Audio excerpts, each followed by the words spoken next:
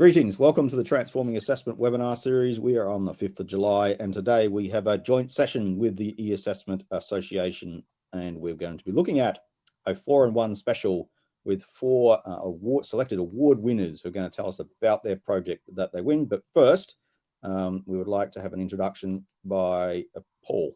So Paul, would you like to give me, please? Hi, morning, evening, afternoon, wherever you are in the world. Hi, my name is Paul Muir. I'm the Vice Chair of the eAssessment Association, and also my day job is as Chief Strategy and Partnership Officer at Surpass Assessment. So again, thank you, Mathew, for your welcome. It's nice to be an Englishman talking to an Australian about winners, which is probably not going to happen very often this summer, looking at the Ashes so far. So I'm glad to be here.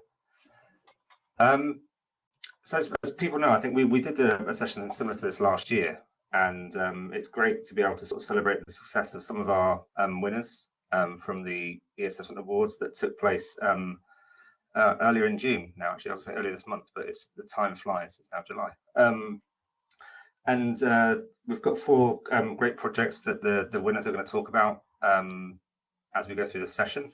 But just firstly, what I wanted to do was just take you through a little bit about the eAssessment Association and some of our goals and achievements. So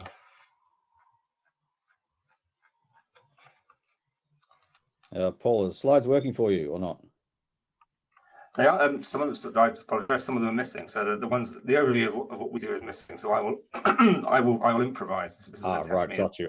They were hidden in the slide deck, so I assumed you wanted to get rid of them. Sorry. Okay. So I can improvise. That's cool. Yeah. So just for the benefit of people who may not have come across us before, the eAssessment Association. So the eAssessment Association is a not-for-profit organisation. We provide professional support and help facilitate debate and discussion around the assessment and eAssessment globally. We look to sort of create and communicate very positive contributions across the technology space. We are based in the UK, but we're very much a global organisation. We have almost 3,500 individual members of the eAssessment Association, and we work on a voluntary basis. So we have 15 board members, of which I'm one of them. And we're looking to develop, and with the support of the industry, sort of statements of good practice for both suppliers and for consumers of eAssessment technology. So we're very much looking to work with the industry and work with you, because you guys are the experts in this sector.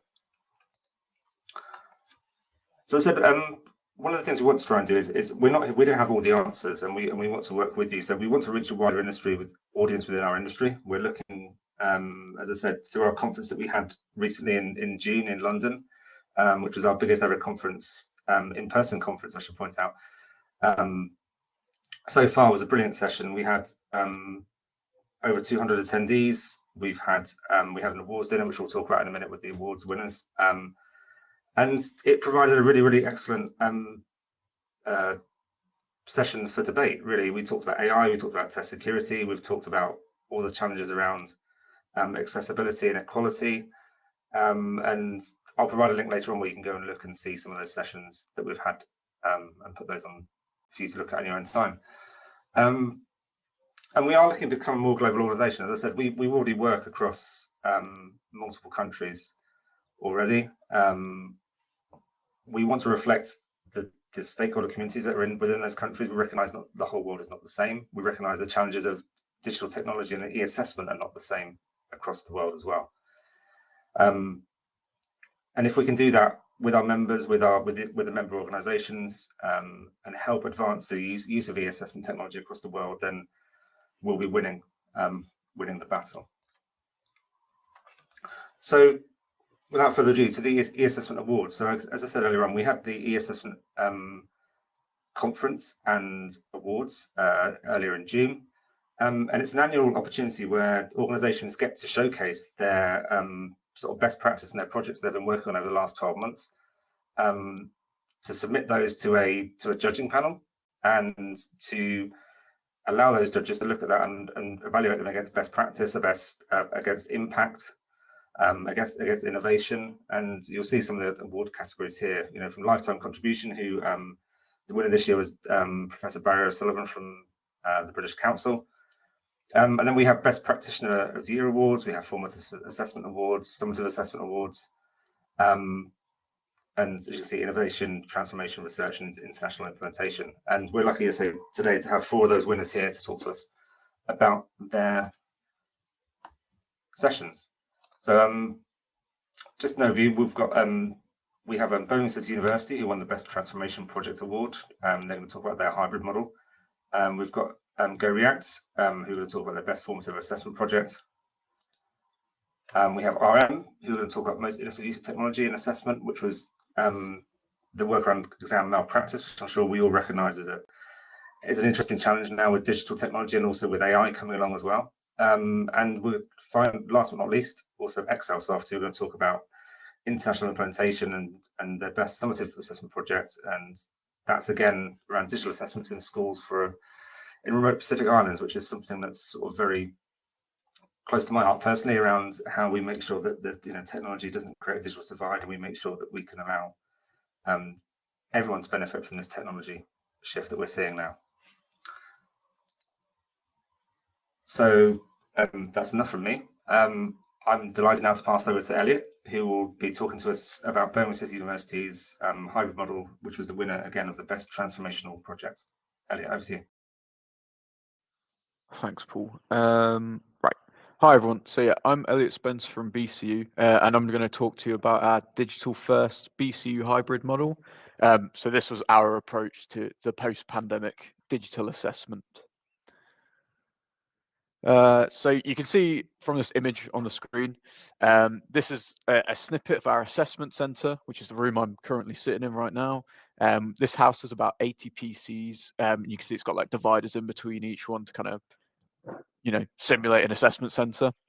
So in 2019, before the pandemic hit, we were actually piloting digital exams anyway at the university, more as an on-campus setting.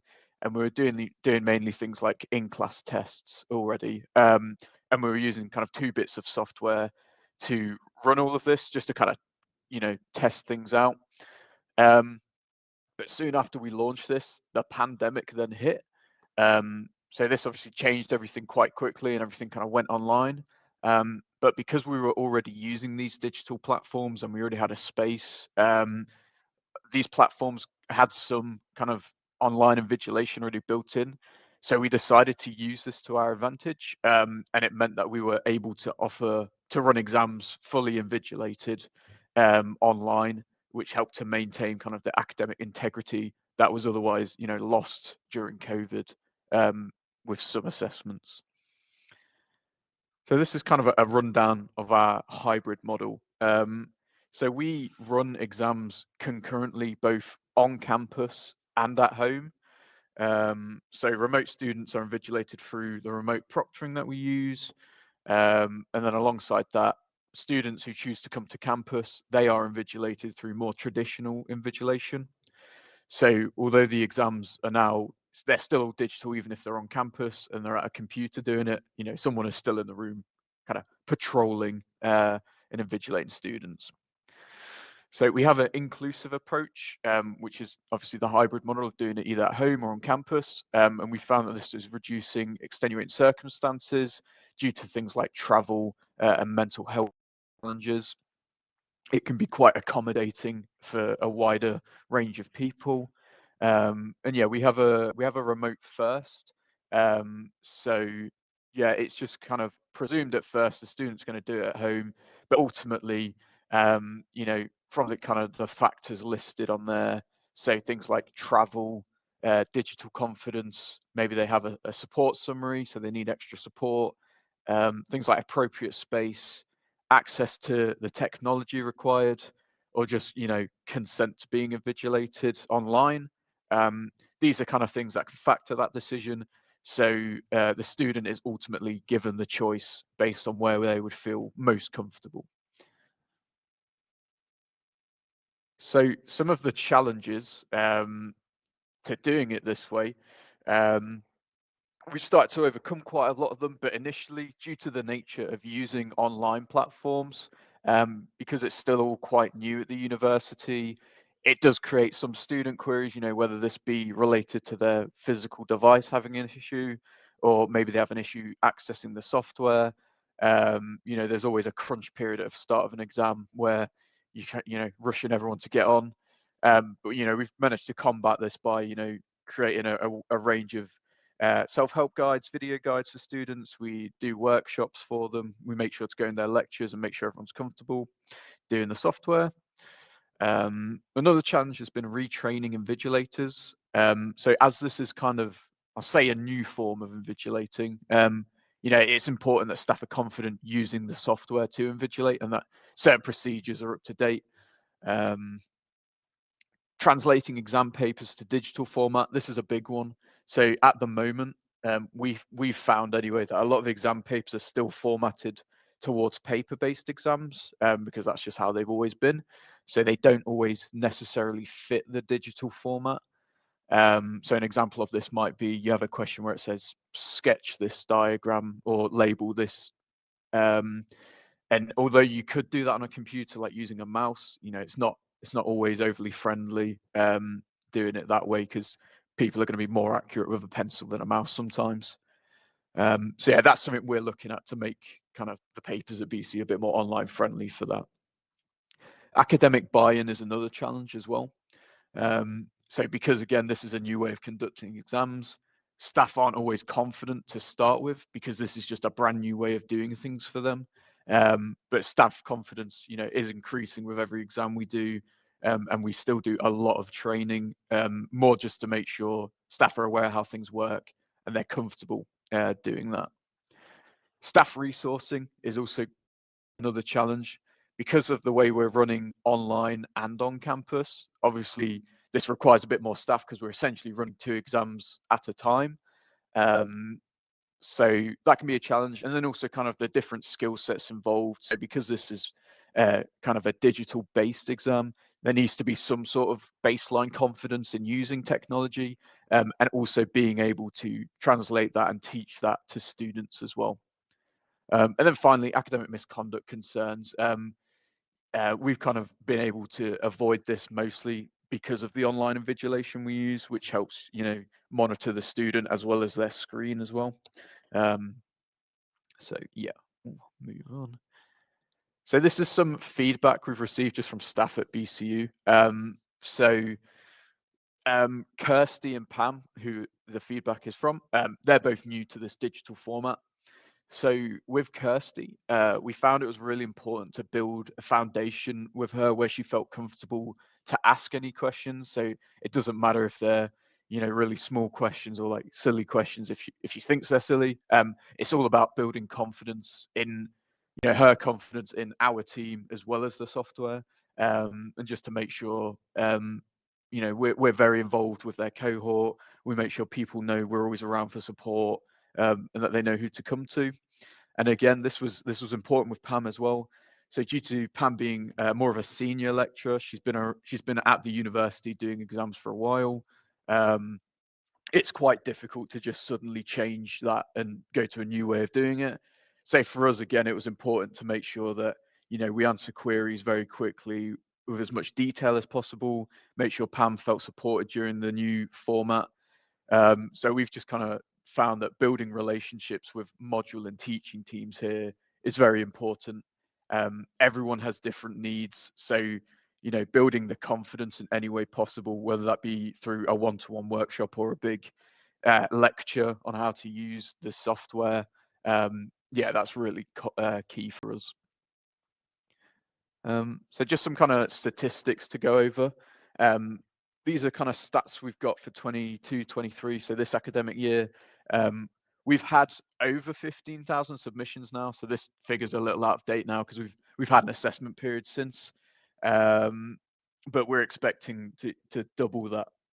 Not double it, sorry. We're expecting to hit about 20,000 submissions by the end of the year. So this is a big jump from what we were doing last year. And in terms of training and workshops, we've done about 2,400 students. Again, slightly outdated because we've had a lot of exams since. but that's more to make sure students are comfortable using the software and to just confidence.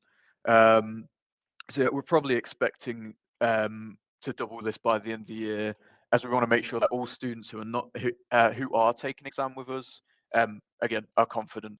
But it'd be nice to kind of hopefully match that figure with the submission figure, because ultimately we would just want to make sure that everyone, I guess, is good to go with the exams. So yeah, our takeaways come from kind of transitioning to this hybrid model. Teaching people the usefulness of digital assessments is key, that especially for academic buy-in, just to make sure that staff and students know the benefits of it. Things like ease of access, auto marking, accessibility, that's key. Teaching people to be confident is really important as well, whether that be through, video guides, written guides, doing workshops, one-to-one calls with them. And finally, there's still a long way to go. A lot of things are still designed for paper-based assessments, so we're still in a transition period, and I imagine we will be for quite a while until we get there. But yeah, so yeah, that's it from me. Yeah, thanks for listening, everyone. Thanks, Elliot. Just also, I think just to recognise how well BCU did at the awards this year as well. They won obviously the best transformational project you just heard about there, but also sort of individual sort of kudos for Elliot. He won the best practitioner of the year award for individuals as well, and his overall team also won the best practitioner of the year team award as well. So I think a lot of to celebrate that for BCU, and sort of a lot to learn, I think, for others from what they've done. So again, thank you, Elliot, for taking us through that. I can see a couple of questions in the chat. We'll come to those later, if that's all right, Elliot, towards the end. But for now, I'd like to hand over to Jenny, who's going to talk to us about the GoReact project called Empower Confidence Skills Through Formative Feedback. And this, obviously, as you can see on the screen, won the Best Formative Assessment Project Award. So Jenny, over to you. Thank you. Hopefully you can hear me okay. Good morning, everyone. I'm Jenny Gordon. I'm based in the UK, but our head office is actually in Utah, in the States. We planned our expansion in 2020, and that obviously happened quite organically and naturally with a move to remote assessment and feedback requirements as we went through the pandemic. And so we saw a really quick acceleration into our growth around the world, and we work with many universities and colleges in Australia already. The project that this particular award focuses on is one at Warwick University, and I'll come to that in just a second. Just by way of introduction to GoReact and the product, a little bit about us. We are very, very focused on the feedback loop, if you like, within the learning and assessment process. Everything we do focuses on the use of video, and wherever a learner, and that could be a learner at any phase of their education, it could be a college student, a university student, or somebody in the workplace continuing their own professional development, wherever somebody should demonstrate a skill or a competency, there's a place for GoReact. We use video as the main way of capturing that demonstrable skill, and we provide very deep feedback tools in a range of different formats between a learner and their instructor or mentor, a learner and their peer, or what's so important and perhaps underutilized more than anything is a learner and their own self-reflection in their learning process. And you can see here a couple of quotes from some of our customers around the world who can say that they're seeing an impact in the learning process because of the way that students can reflect on their own performance, whether it be looking at best practice or whether it be demonstrating things themselves.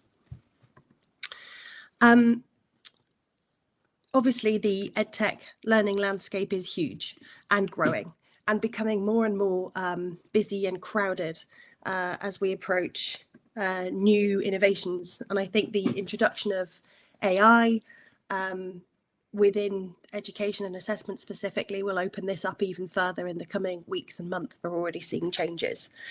It's a very crowded space. There's a lot of education solutions out there, and we're very focused on ensuring that whatever we do with our customers, our clients and our partners, that we can provide an impact, both at organisational level and at individual learner level as well. We see ourselves very much around the assessment space, although I would say that we're very focused on the sort of formative assessment side of things, although our products and services do also provide summative assessment features too. So there's lots of studies around that allude to the impact of feedback and video being the kind of perfect combination, if you like, or the magic formula for skill development. A lot of research, as you can see, some examples here. And I think what we draw on is the combination of the self-awareness combined with actionable feedback by a trusted instructor or mentor or peer being the magic formula for a skill or competency development. And the use of video in this process and the ability to feed back at pinpoint moments on that demonstration increases the learner awareness and improves the speed at which skills are learned and harnessed. And that's why this can take place at any point within the learning process. It doesn't have to be when students are a certain age or at a certain point. It can happen at any time. And I think even in a working environment, corporate environment, having been part of the GoReact organisation for a while, learning to better reflect or self-reflect on my own performance does have significant impact on my ability to hone and refine my own skills.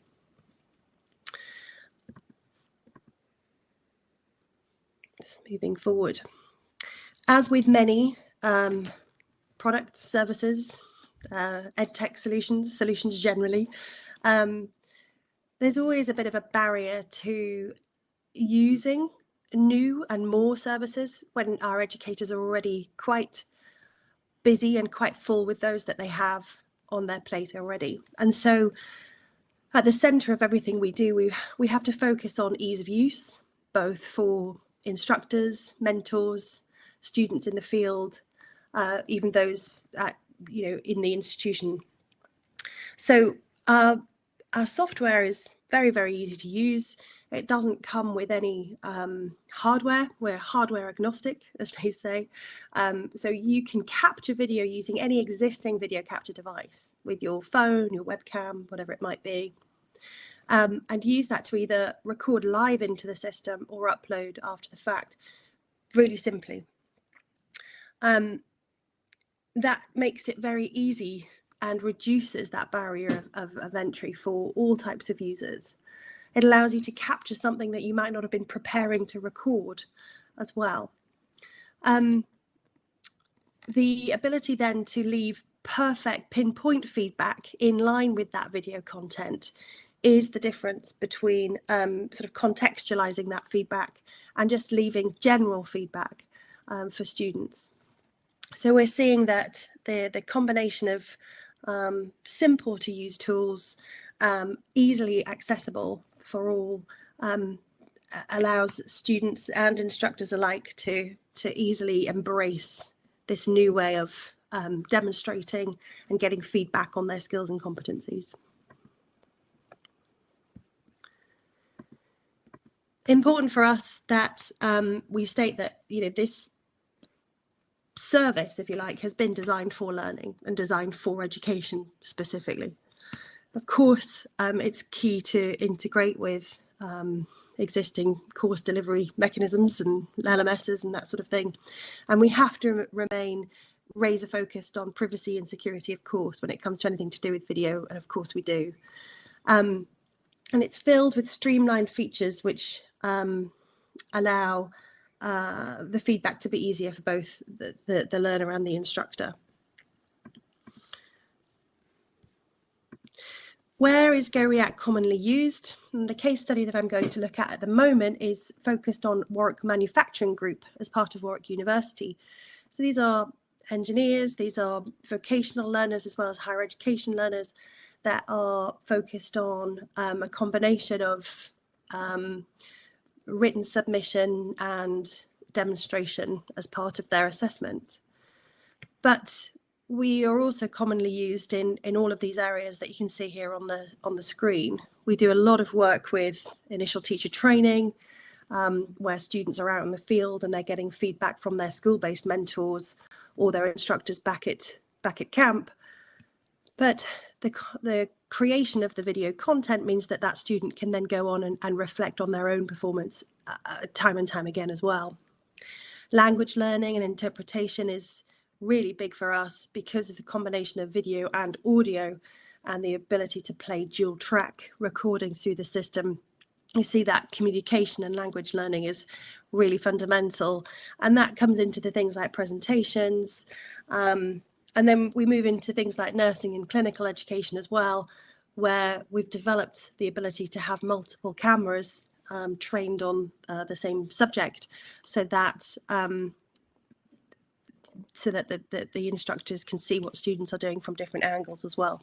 So it can be as broad or as narrow as you can think when it comes to the application in terms of use cases for GoReact.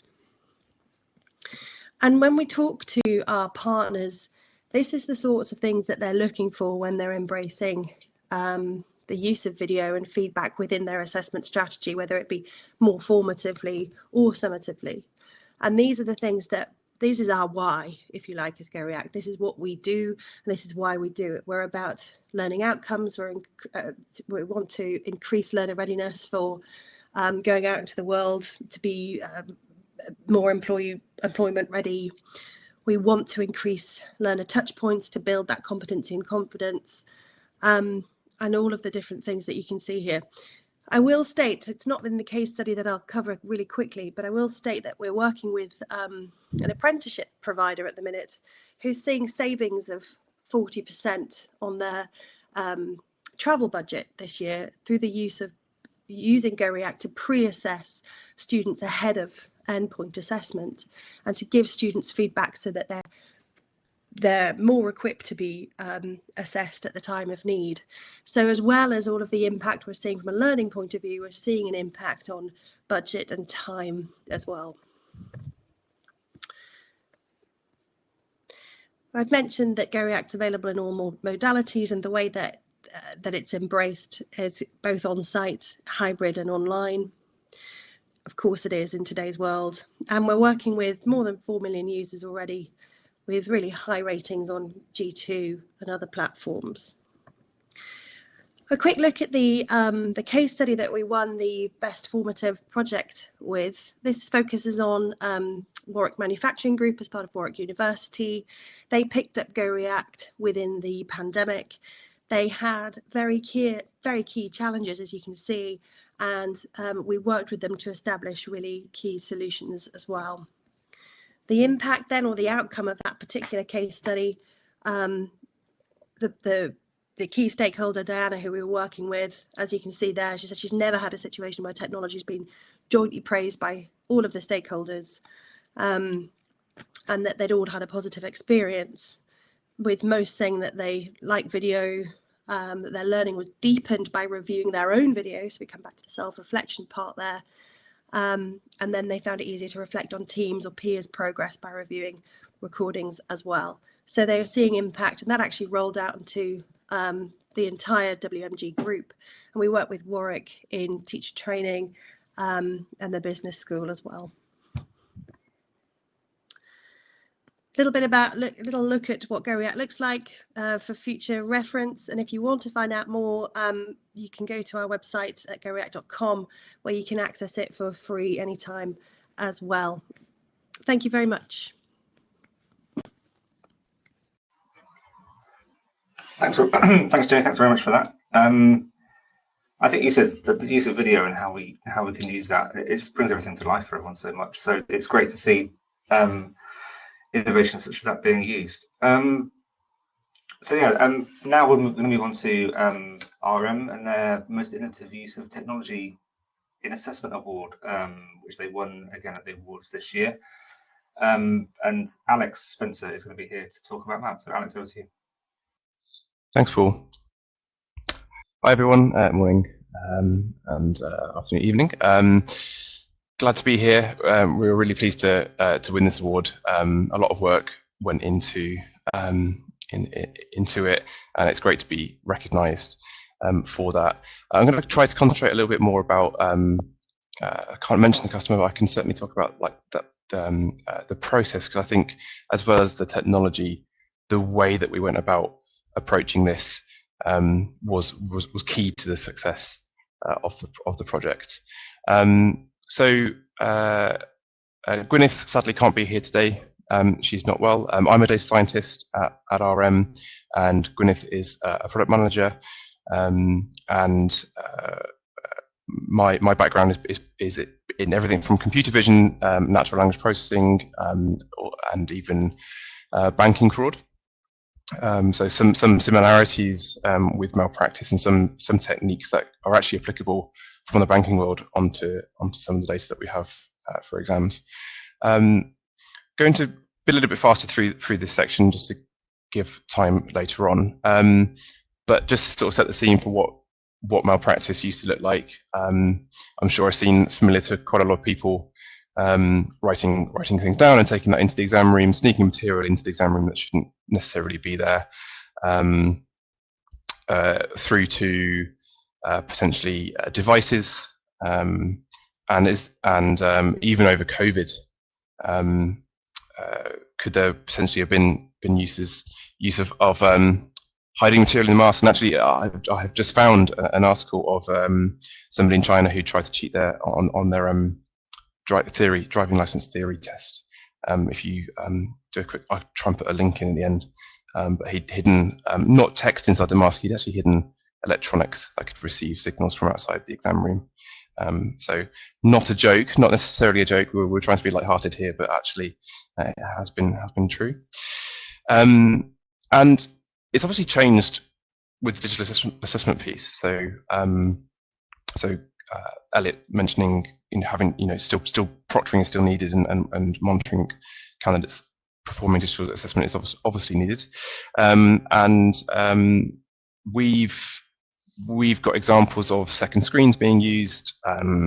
We've seen anecdotal evidence of even extra keyboards, so 2 keyboards potentially in the room, and candidates' hands not moving on the keyboard, but text still being entered in. It's harder to actually, because obviously it is remote, and you can gather this evidence, but really where that extra keyboard was is unknown, even though you can see it happening, through to sort of earpieces and various things like that. And even what's worrying about this slide is the use of the word cool. For me, it's the use of the word cool on the second slide down. So 10 cool exam cheating gadgets for students. It's relatively easy now for anyone to sort of find out different methods for either cheating or performing malpractice, or being dishonest in an exam.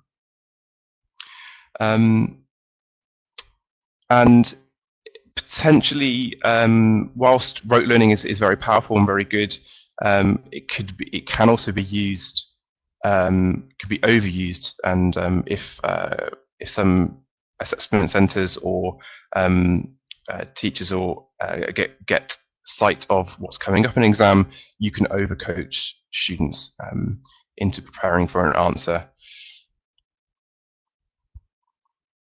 So, focusing a little bit more about innovating with customers on malpractice. Where did that journey start? Started within RM Studio. So RM Studio is an innovation arm of RM. We can explore different ideas that sort of sit outside of the normal BAU scope of projects and products. and we were lucky enough to have this, have a problem that actually came about during COVID, where because of exam centres being a lot, the exam intake being a lot smaller, one session was marked in RM Assessor by a single marker. And as that marker was going through, they got to an answer that they really thought that they'd seen before. There was talks about did the system even present the same one again, but that was obviously not the case. And flicking back, the marker did spot an answer that was very, very similar, and this raised alarm bells, because with the sessions becoming a lot larger in the future, the customer was worried about how are they going to be finding these cases, because there's going to be more markers. They are not going to be able to share. You can't share notes, and you haven't got that memory of all of the cases in your head anymore. So this was the, it's obviously paraphrased, the context has been changed here, but this was the case that RM Studio was presented with. And quite quickly, we were able to read these and say, well, we need to come up with a number. We need to come up with a metric for how similar these two pieces are. But there's a problem with highlighted words. Haven't been highlighted on the slide. Something must have gone wrong with the PDF conversion, but we can just quickly go through these now. So increasing versus surging, move towards, progress towards digital assessment versus digital evaluation. So there's this use of synonyms and slightly changed words, and we need to be able to treat these words as the same in order for us to determine that a large portion of text has been copied versus small fragments. And our goal when working with the customer was that we only had 6 weeks, so we had to I'm going to say agile, but what that meant for us, because it means a lot of different things to different people, is iterating. So week to week, we would have a very rough plan of what we wanted to do, but that isn't set in stone, and we're able to change if something different comes up, something unexpected comes up, and we can bring in the right skills into the team at different points along that project. Versus waiting for everyone to be aligned and saying, right, we're going to start in 2 months' time when everything's ready, because we didn't have that time at all. We had 6 weeks until the next live session, so we had to get a working solution together by then. And how do you do this highlighting of text? How do you find these words that are similar? And the approach that we used was to use natural language processing, which is where computer science meets linguistics. And it's massive. The area of NLP is really huge, and I've just tried to concentrate on four points here. So we've got mainly the main one that we would use here is the vectorization piece, which allows you to take large portions of text and learn from that about where these words might sit, and then you can find similar words because they'll be technically near each other.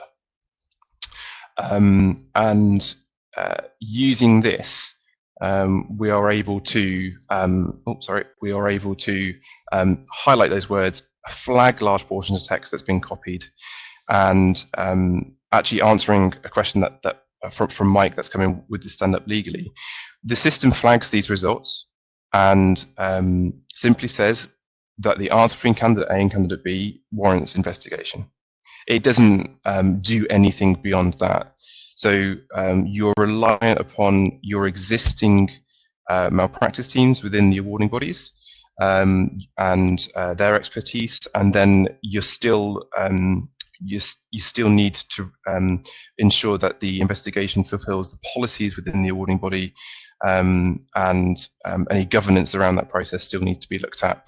But this is like a flag. This simply says these two cases, these two questions warrants investigation. because absolutely it must stand up to being challenged. There must be an appeals process, and all of that still remains. And we're really pleased with the results that we've seen so far. So we've actually had around about 5,000 candidates flagged. So we need to update this slide here. But yes, 2,200 of them have actually had results withdrawn, because the investigation that followed the flagging went beyond any reasonable doubt of it being random chance. It was, for example, some of the cases that we've seen include 2,000-word essays written in a closed book, proctored exam situation online, and 4 separate candidates had 2,000 words that flowed from the beginning of the essay to the end, not just a few paragraphs, the entire essay with just a few synonyms changed throughout it. And that's far beyond that. So yes, there is paraphrasing software that can beat this test. We're still flagging and getting good results with this. We intend to move towards being able to look for paraphrasing, and I believe it's called cycling. There are definitely ways around that, but the issue with spinning is that quite quickly the text can become incomprehensible, and the marks of the student drop, and they're not going to pass the exam. So yes, that it's going to be. We refer to this as a bit of a sort of a race.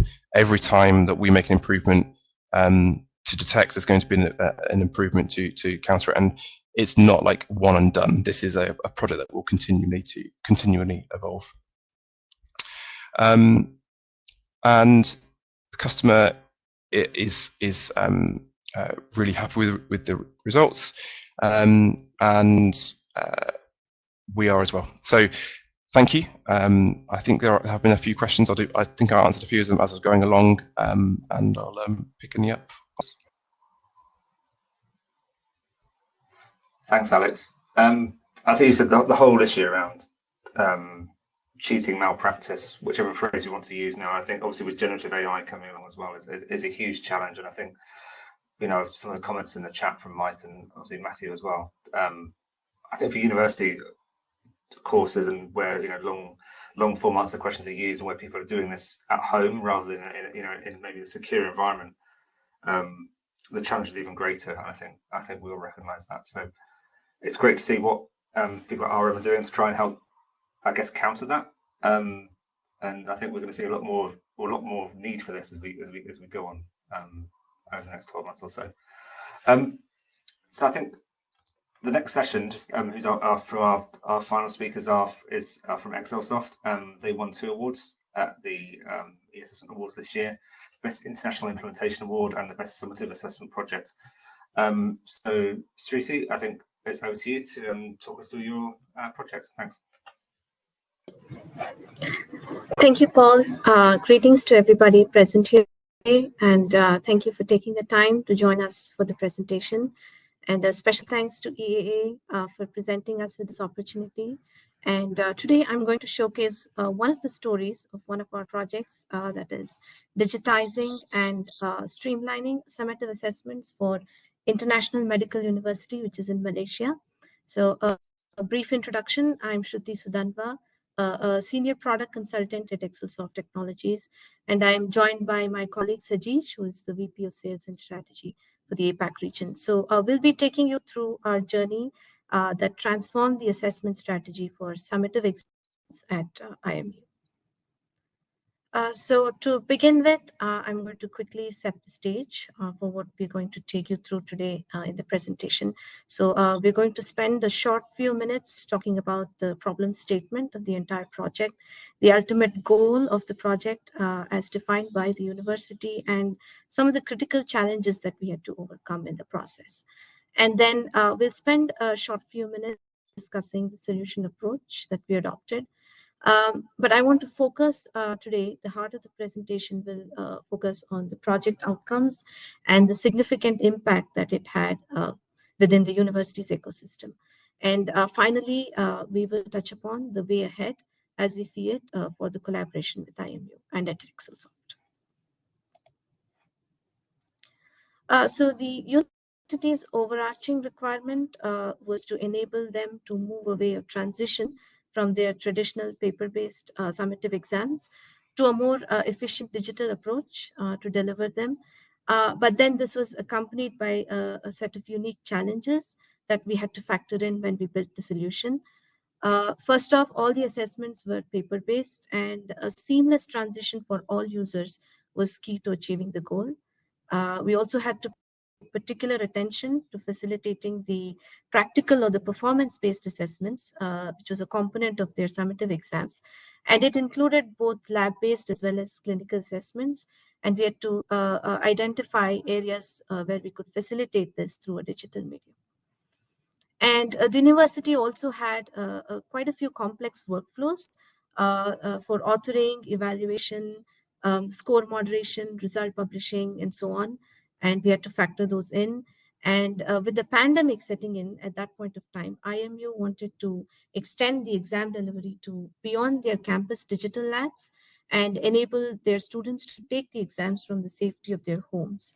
So as part of one of their workflows, they also had process for mapping the tests and exams to pre-made schedules, which were made way ahead of time and included details up to the level of the course, the class, the student, date, and time. So mapping this was a laborious manual task, and they were looking to simplify that with the new system. And even before they went digital, the university was manually mapping certain learning outcomes to tests, and they were collating all this information into reports on paper, and this entire process had to be eased. So what we did at Excelsoft was that we worked very closely with the key stakeholders at the university, and we developed a solution that was based on Sara's test and assessment platform. So the platform was first implemented for the School of Medicine, which actually had the most complex requirements in terms of assessments. And then after a few successful pilots, a full-fledged implementation followed that, and we rolled it out to the rest of the disciplines. So a key element of this, the OSCE and OSPE type of questions, which was supported in the solution, and rubrics for evaluation. So this facilitated the conducting of performance-based assessments. In the university, these in-person skill assessments were conducted across their campuses, and they actually set up dedicated OSCE stations. So the platform came in handy for them to map evaluators and students to these OSCE stations, and the evaluators in the room also used the platform to capture rubric as well as global scores for students. And this solution also provided means to define and streamline workflows for collaborative authoring, score verification, moderation, and result publishing. And in the process, it enabled multiple users and roles to collaboratively work in the system.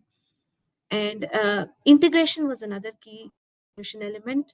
And the solution also provided analytics and reporting to help faculty, administrators, and other users to make data-driven decisions.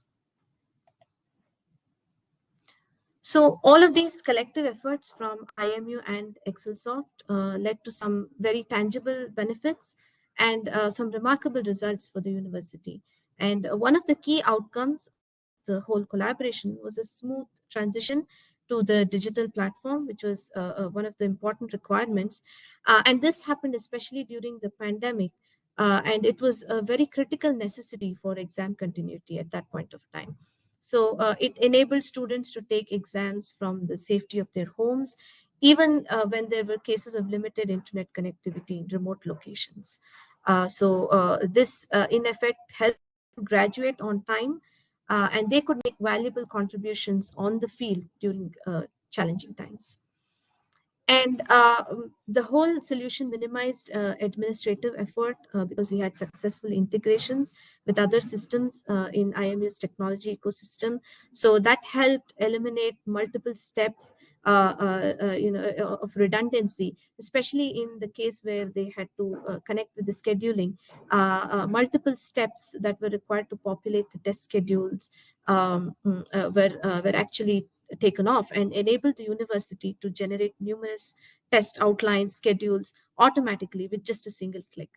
And as a consequence, this actually reduced the need for additional hiring.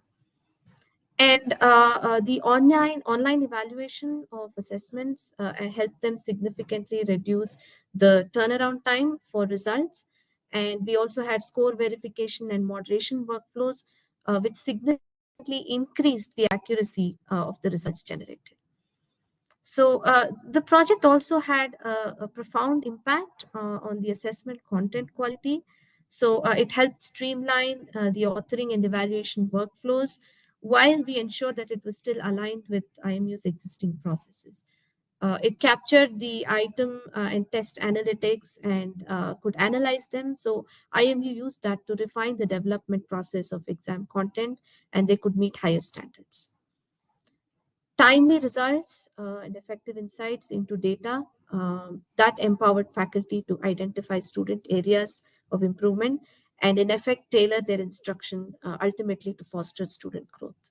So they could pick and measure student learning outcomes, assess the overall performance, and there was some powerful analytics that also helped them to analyze the performance of the tests and the items for improving the quality of assessments. So I want to quickly take you through some of the tangible benefits that the project brought around, and just to create an emphasis on the magnitude of the impact that it had on IMU. So the integration with the timetabling system, as I mentioned, had a huge impact in terms of optimizing the resources and efficiency, and it eliminated redundancy in multiple places. So the university saw a 35% reduction in time and cost for the tasks related to scheduling after they started to use the integrated solution. And the traditional method that they had to collate and publish results on paper was time consuming, prone to errors, and labor intensive. So digitizing the entire process helped them achieve a 70% reduction in costs related to result publishing alone. Since the adoption of the solution, it's in use across multiple campuses, and IMU has now delivered more than 200,000 tests, over 120,000 OSCE exams or performance-based assessments. And the solution is now being used across 30+ disciplines. The faculty have also been making good use of the platform to author tests in large numbers.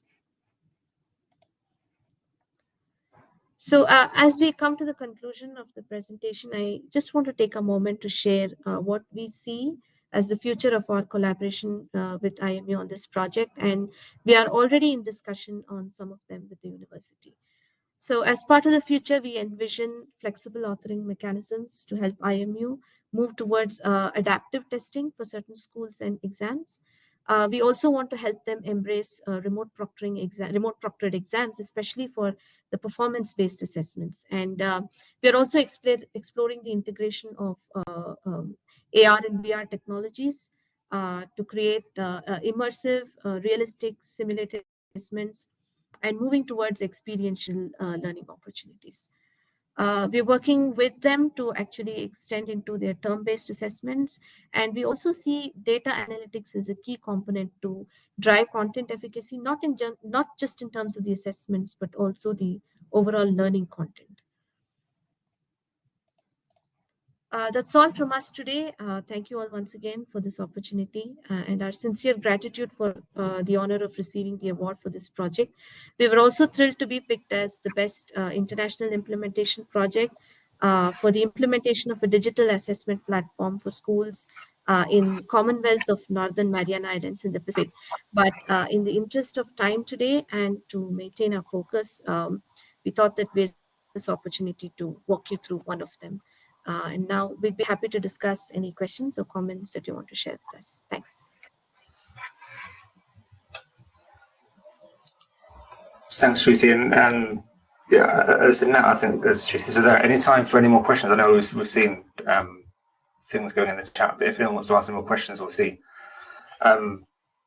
Put them in the chat here, or raise your hand, and we can hand over the microphone to you.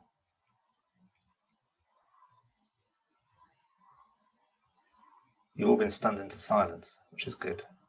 That was a good sign, anyway. If anyone has, I'll just do a bit of a wrap up before any more questions can come in while I'm just talking over the last couple of things. So something for people's benefit, I know there's been some discussion around online proctoring, online invigilation in the chat. The eAssessment Association has an online proctoring special interest group, which I can make sure that Mathew can send the details out to everyone on the call.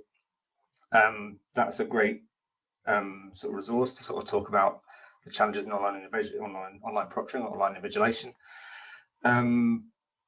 And on another thing that obviously Alex was talking about around cheating and malpractice, another organisation that I work with called the Association of Test Publishers, which is called, its acronym is ATP. We're bringing out a generative AI white paper on the impact of generative AI on malpractice and cheating and on test security. So that's coming out probably early August. So again, I'm happy to share that as a free paper that I can share more widely with this group, and again, Mathew, you can share with your network as well on that. So if there's no more questions, what I'll do is, I know we're about 2 minutes from the end. Again, if you'd like to join the eAssessment Association, it's a free to join. Please don't go to the URL on the screen because it's slightly wrong. There's an M missing. So, but if you look for the eAssessment Association through Google, you'll find us. It's free to join. You can join special interest groups that I talked about. We have papers. We have another conference. So Beyond Multiple Choice used to be a conference that was hosted by another organisation. The eAssessment Association has taken that over in the last month or so, and that's taking place in the 7th and 8th of November. It's virtual, so it really is open to everyone. It's free to join, and there will be the topic, or the theme for the topic this conference this year is the brave new assessment in the age of AI. So I'm sure everyone will touched on this session as well. So again, look out for that. We have our AGM in October as well for the eAssessment Association, and then next year, it seems a long way away, but it'll be here very soon.